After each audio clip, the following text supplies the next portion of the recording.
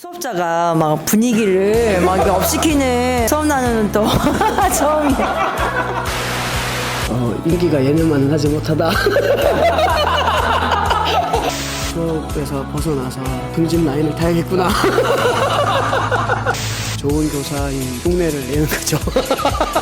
초콜릿 주면 다 좋아하니까 사육하듯이. 아 그래요? 말 가려서.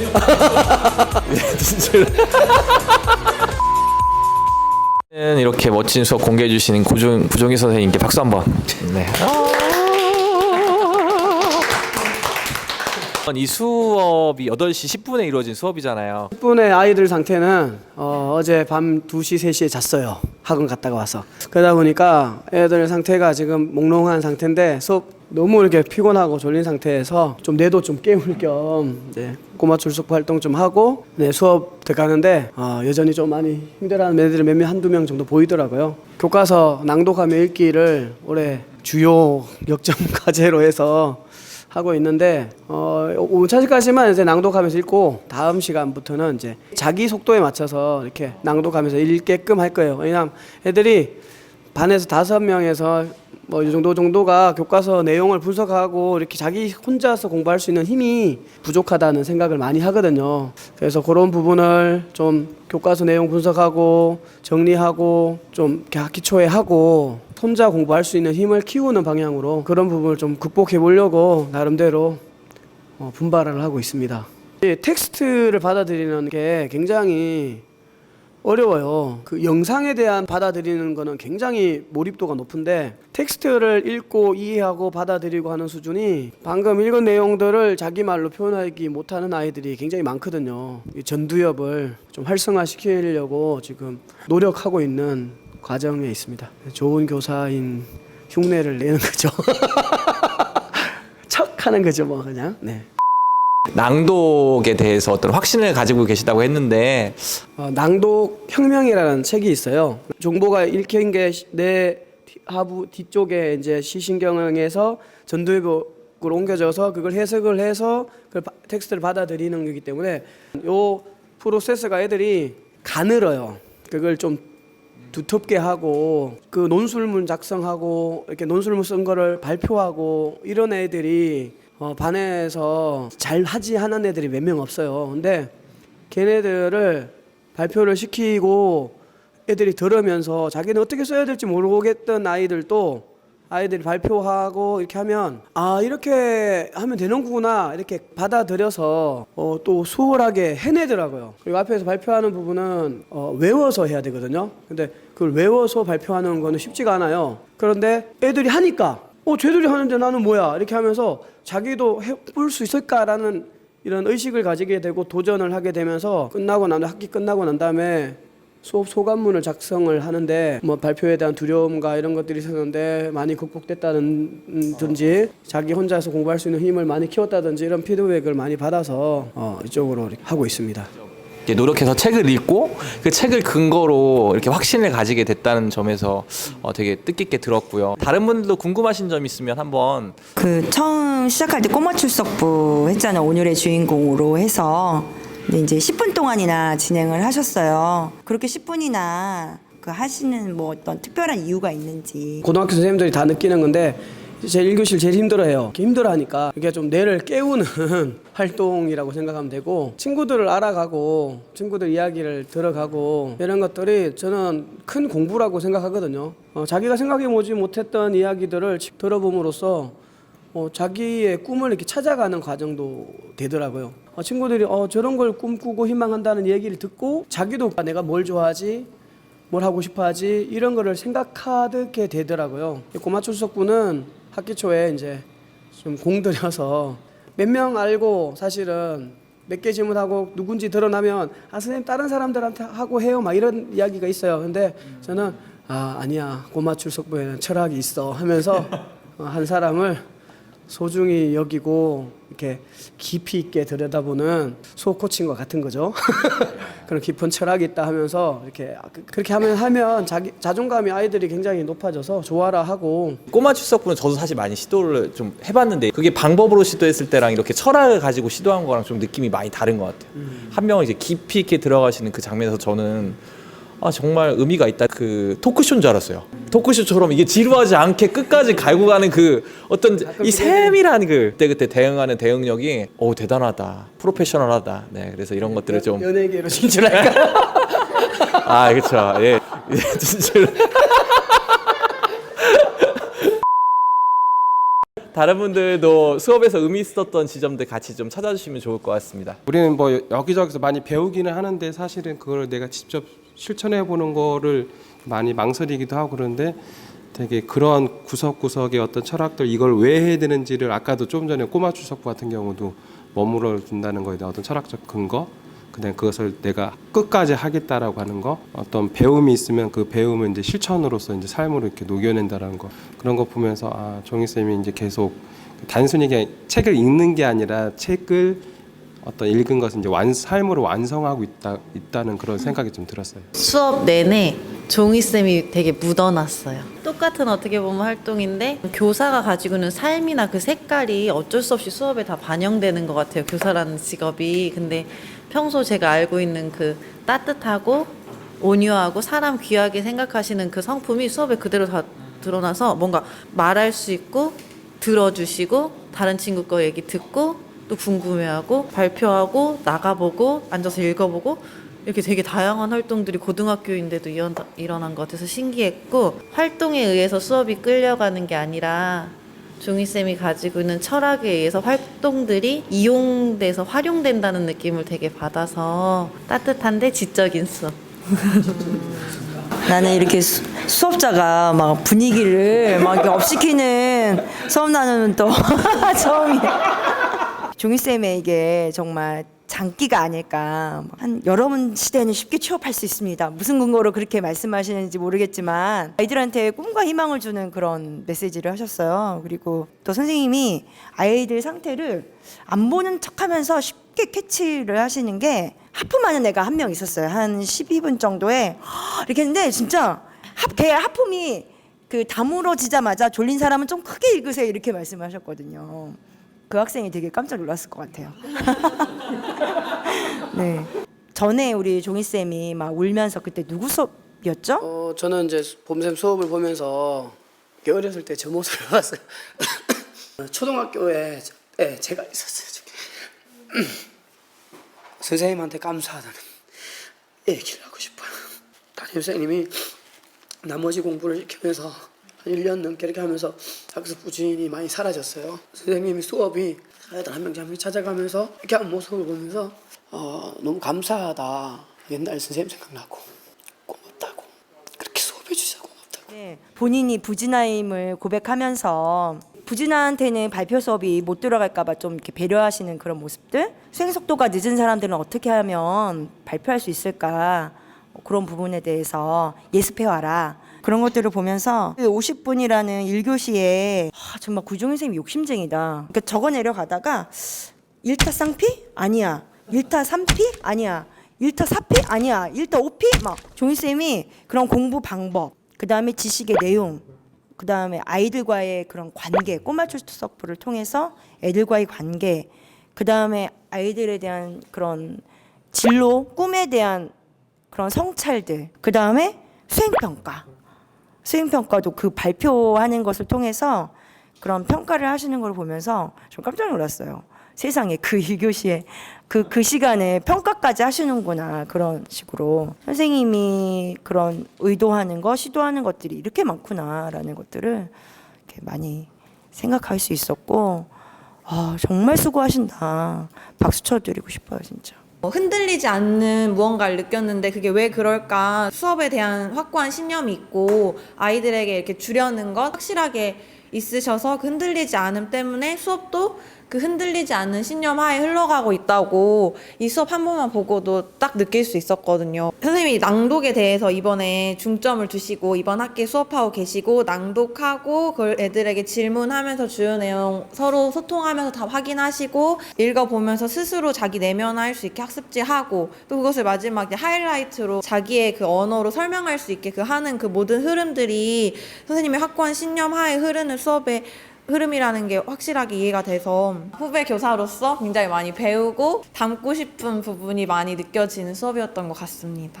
스스로 뭔가를 계속 시켜주셨는데 꼬마 출석부도 스스로 자기에 대해서 쓴 것이고 그리고 낭독하는 것도 스스로 교과서를 읽으면서 중요한 부분에 3분의 1 정도 밑줄 치게 하고 학습지도 스스로 채우게 하고 발표도 자기가 원하는 질문에 골라서 자기가 생각하는 바를 자유롭게 이야기할 수 있게 하고 이런 부분들에서 수업이 전체적으로 학생이 주인이 됐다. 스스로 공부하는 능력을 키울 수 있는 수업이었다라고 생각이 들었고 섬세한 배려가 많이 느껴졌던 것 같아요. 발표를 할 때도 저는 수행평가라길래 와 대박 저런 것도 수행평가를 어떻게 평가를 다 하시지?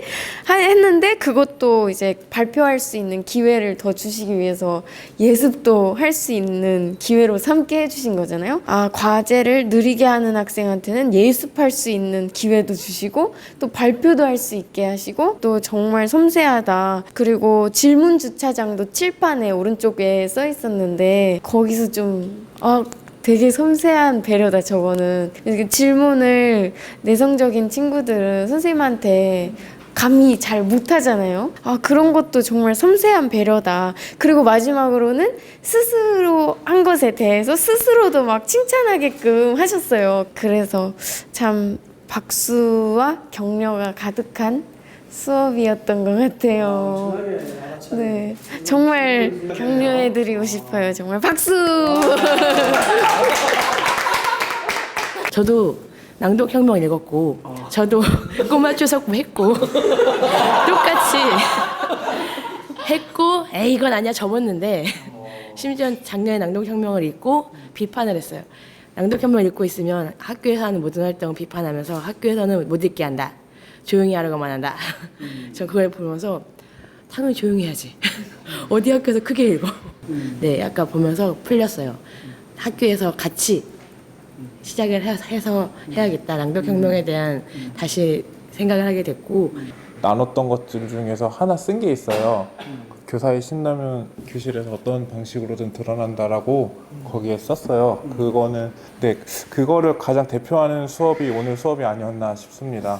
고등학교 교사가 학원 선생님과 다른 점이 무엇인가라고 생각을 했을 때 일단 학교에 온다는 것 자체가 아이들의 그 의미를 알아야 된다고 생각을 하고 그 의미를 고등학교 교사가 학원 선생님과 달리 알려준다고 하면 충분히 교사로서 역할을 다하는 게 아닌가라고 생각을 했거든요.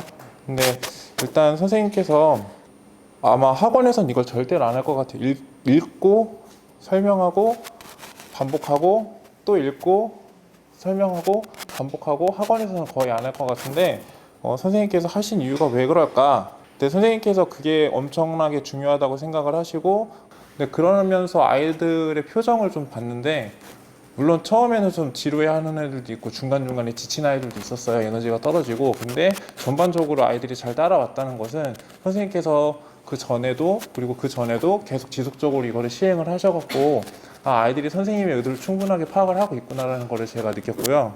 그러니까 피드백이 엄청 다양하고 구체적이고 그 피드백에서 나오는 에너지가 굉장히 좋아요. 그래서 선생님이 피드백을 하실 때 전체적으로 수업이 다운됐어도 그 피드백 하나 때문에 다시 살아나는 그런 것을 저는 많이 봤고요. 그리고 박진영 20억 이게 제가 알기로는 집사불체에서 나온 걸로 알고 있어요. 그거를 이제 지난 시간에 수업을 하셨다는 거는 TV를 보실 때 이거를 수업 소재로 사용을 해야겠구나라고 생각을 하셨을 거라 예상을 하고 그리고 그렇게 예상을 하셨다는 거는 삶 속에서 수업을 오랫동안 진지하게 고민을 하시는 게 아닌가. 일단은 고등학교 교사로서의 저의 편견을 완전히 깨주셨고요. 이렇게 해서 아이들이 선생님 수업을 듣는다고 하면 좀 기억에 남겠다라는 생각을 좀 많이. 사람을 존재로 만나야 된다고 하잖아요. 근데 그게 무엇인가 우리가 되게 추상적인데 저게 존재로 만나는 거구나 하는 생각이 좀 들었어요. 이 차가운 지식 속에서도 따뜻함이 들어가는 어떤 부분 그리고 또 아이들이 발표할 때 그것을 선생님은 정말 집중하고 계시더라고요. 굉장히 사실 감동으로 다가와서 저게 내가 생각하던 수업이구나 하는 생각들을 좀 많이 했고요. 말할 수 없는 어떤 감동들이 있었어요. 이게 고등학교 제가 수업을 여기서는 해봤기 때문에 알잖아요. 현실과 이상 간의 조화를 이루는 수업이 쉽지 않거든요. 근데 그걸 만들기 위해서 얼마나 애쓰셨을까. 네, 선생님께서 가장 와닿았던 이야기가 무엇이었는지 좀 듣고 싶고요. 알아차려 주시는 그 자체가 이게 참 위로가 되고 힘이 되고 격려가 된다는 것을 많이 또 느꼈고, 영실 쌤이 속속들이 이렇게 알아차려 주시니까 정말 제가 역시 신규지만 진짜 프로페셔널한 학생 주도적인 수업에 대한 고민이 많이 있었는데, 그런 부분을 좀 알아차려 주니까 기분이 좋고 기쁘네요. 작년에 이제 아이들 이제 1학기 때는 1학년 수업 하다가 2학기 때 2학년 문과반 수업 때 가면서 되게 힘들었거든요. 또 학생 만족도 조사 이런 거 하잖아요. 3.67을 맞으면서 나는 참 빨리 퇴출되어야 될 교사구나. 빨리 수업에서 벗어나서 이렇게 승진 라인을 타야겠구나. 이런 심각한 고민을 작년에 생각이 났는데, 선생님들의 알아차림 때문에 참 많이 위로가 되고, 이 수업이 힘없는 날개짓이라고 여겨지고, 이렇게 애들은 좀 힘들어하죠. 하지만 애들한테 도움이 되니까. 근데 나중 되면 이제 또 많이 배우고 2학기 되면 확 차이 나거든요. 저는 이제 그런 게 있어요. 인기가 예년만은 하지 못하다.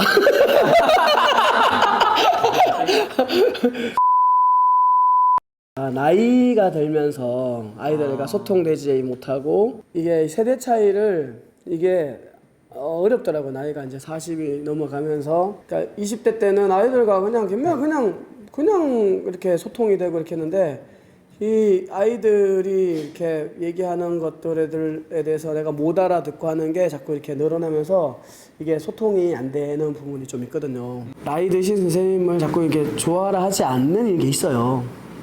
그런 것 때문에 이것이 전문성으로 이렇게 극복할 수 있을까, 이게 또 40대만의 어떤 고민이 또 있습니다. 그럼에도 불구하고 선생님을 버티게 하는 힘은 어디에 있을까요? 세상이 변화시키는 데는 역사로 보면 교육이라고 하는 것이 굉장히 큰 의미가 있어요. 조선시대 살인파들이 서원에서 공부하고 했던 사람들이 선조 임금 때부터 이렇게 중앙정계 진출하면서 과거시험을 통해서 훈구 세력, 그걸 이제 대체하는 세력으로 이렇게 성장하거든요. 이 교육이 서원에서 조선을 건국하려고 했던 엽진 개혁파가 아닌 온건 개화파들이 조선 건국에 참여하지 않으면서 지방에 내려가서 후진 양성에 힘쓴 결과 한 200년 만에 이렇게 그 시대를 사대부의 나라로 이렇게 만들어가는 큰 역사를 만든 게, 그게 저는 굉장히 마음에 들었거든요. 이 세상은 옳지 않은 게 성공하고 부정의한 게 이득을 보고,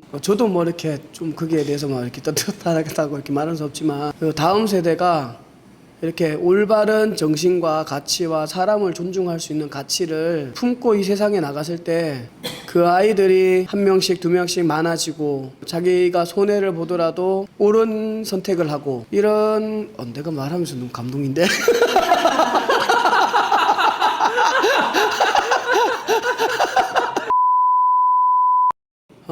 그런 존재에 대한 세상은 잘 못 알아채더라고요. 이국종 교수님 같은 그런 지식인과 실천가들이 이 세상에 많이 있다면 우리나라는 좀 더 좋은 나라가 되지 않을까. 조선시대에 치면 이순신 장군 같이 그런 한 분이 있어갖고, 사실 임진왜란이라고 하는 이런 큰 화가 그 한 분이 있고 있음으로 인해서 전세가 역전되거든요. 사실 정치적 얘기가 될 수 있지만, 노무현 대통령 같으신 분이 곳곳에 교육과 사회 현장과 꽤나 계시다면 이 사회가 참 좀 더 따뜻한 세상이 되지 않을까라는 희망을 품고 살아가고 있는 부분이 있거든요. 혼자만의 힘으로는 좀 어렵고, 저 사회 전체를 생각하는 이런 것들에 대한 고민들이, 아이들이 선택을 할 때 예를 들어 취업 청탁이 들어와서 내가 몇 년 고생했는데 큰아빠가 이렇게 너 꽂아준대 꽂아준대. 아무 생각 없이 이렇게 꽂히는 청년들이기보다 한번 고민해보는 거죠. 그 삶을 선택할 때 쉽게 부정의한 것을 그냥 쉽게 받아들이는 것이 아니라, 구정물 통에도 깨끗한 물이 계속 공급되면 언젠가는 깨끗한 물로 바뀌잖아요. 그런 것을 꿈꾸며 이렇게 하고 있는데 너무 이렇게 많이 나갔죠. 교육계 이국종 교수가 되고 싶자. 예. 앉으세요. 수가 없네요. 지금 얘기를 들어보니까 굉장히 크게 보시고 하시는 것 같아요. 우리 사회를 생각하시면서 자신이 버틸 수 있는 힘이라고 이렇게 얘기하시는 거 보면서 역시 남다르구나 이런 생각을 일단 했고요. 그다음에 그러면은 이제 좀 다른 질문인데 그러면은 아이들을 볼 때는 어떤 기분이 좀 드시는지 궁금해요. 저는 아이들 볼 때 좀 불쌍한 긍휼히 여기는 마음이 들어요. 힘들게 진짜 살거든요. 제가 애들처럼 살으라 그러면 나 진짜 일주일도 못 살 것 같아요. 야간 자율학습 끝나고 10시에 끝나면 10시 반에 학원 가서 12시까지 수업을 듣고 또 집에 들어오고 보고서 제출하느라 막 정리해갖고 제출하고 막 그날 너무 힘들어갖고 막 나한테 와서 막 울면서 조퇴시켜달라고 하는데 이렇게 치열하게 살아가는데 뭔가 이 보람도 느끼고 걔한테 도움이 되고 성장이 있으면 좋은데 그래서 제가 학습 코칭이나 공부 방법이나 이런 것들을 노하우를 이렇게 쌓아가고 있는데요. 아이들에게 한 명 한 명한테 도움이 되고 그런 노력이 헛되지 않게 이렇게 결실을 맺을 수 있게끔 도와주고 싶은 마음이 있기 때문에 그리고 대학교 가서도 불쌍하거든요. 말도 안 되게 진짜 힘들게 살아가고 있는데 그 아이들에게 우리 기성세대가 짊어지지 못할 만큼의 짐을 너무 지워지면서 경쟁으로 내몰고 있는 것이 아닌지에 대한 참담함이 있습니다. 저희는 이제 각 개별로 많이 생각하는데 이제 사회 전체적인 부분까지 이렇게 고민을 하시면서 내가 무엇을 할 수 있을까 들으면서 계속 생각나는 거는 벌새 무람봉이라는 동화가 있어요. 산이 불타고 있는데 다른 동물 다 도망가는데 벌새가 자신이 물 한 모금 머물고 와서 그 산불을 끄거든요. 다른 동물들이 물어요. 너 지금 뭐 하는 거니? 근데 벌새가 이렇게 얘기하거든요. 나는 내가 할 수 있는 일을 할 뿐이야. 이제 그렇게 하시는 것 같고 그것이 헛되지 않고 정말로 좋은 영향을 미치리라 믿습니다. 그러면은 지금까지 수업 나눔했는데 어떤 마음이 드시는지. 명랑에 나왔던 대사인데요. 그것은 기적이었다. 선생님의 수업은 기적의 수업입니다. 한 음절로. 저는 계속 선생님 말씀 듣는 내내 찡 했어요. 학생에 대한 사랑이 담긴 어느 40대의 고민. 구종희 선생님 같은 선생님이 저희 옆반 선생님이셨으면 좋겠다 이런 생각이 되게 많이 들었어요. 그래서 학교에서 옆반 선생님, 뭐 동아영 선생님들은 이런 이야기를 나누시면서 많이 들으셨을 거잖아요. 그게 엄청 옆 선생님들에게 엄청 좋은 영향으로 퍼져가고 있을 거란 생각이 들고 저도 오늘 이렇게 얘기를 들으면서 좋은 영향을 많이 받은 것 같아요. 강물을 거스르는 연어가 생각납니다. 선생님 말씀 들으면서 울림이라는 단어가 떠올랐는데요. 그러니까 선생님 하나로 인해서 아이들에게 퍼져갈 울림, 그리고 그게 사회로 퍼져갈 울림, 그게 계속 떠올랐습니다. 네, 박수로 마치도록 하겠습니다.